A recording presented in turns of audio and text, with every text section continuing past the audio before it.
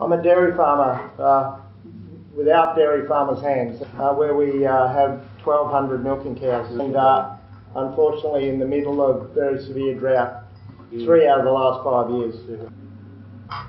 More importantly, I head the Australian Dairy Federation, or Dairy Farmers Federation, which is the dairy farmer organisation of Australia. It's a federation of all the state organisations to make the National Dairy Farmer Organisation. As well as being the head of Australian Dairy Farmers, I also am the chairman of the Australian Dairy Industry Council, which is the farmers and the processors and manufacturers, what you call industry, coming together for one view. Our Anglo-Saxon background in Australia makes it easy for us to create structures, and we have learnt over a long period of time, for us to succeed as an industry, we need to come to one common view. There was a time when we used to go to governments individually as farmers and manufacturers. The government enjoyed those times because then they could make up their own mind what they wanted to do. It's a lot harder for them to reject our point of view when we're all as one. The industry, and particularly the farm organisations, tended to be very reactionary to issues when they came along.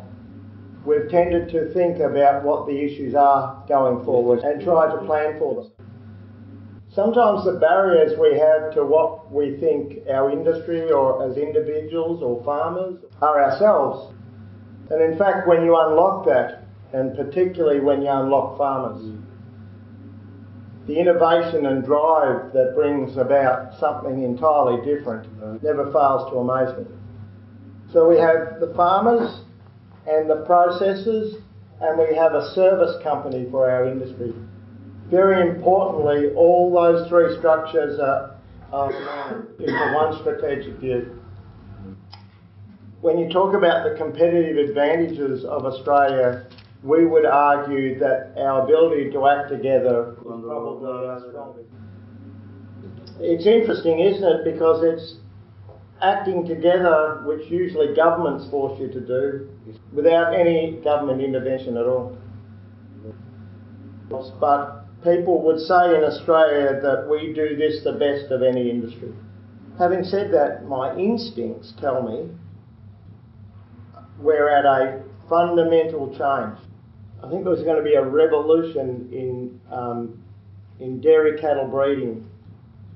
We have new tools like gene markers available to us that we think we'll be able to double our productivity gain from genetics.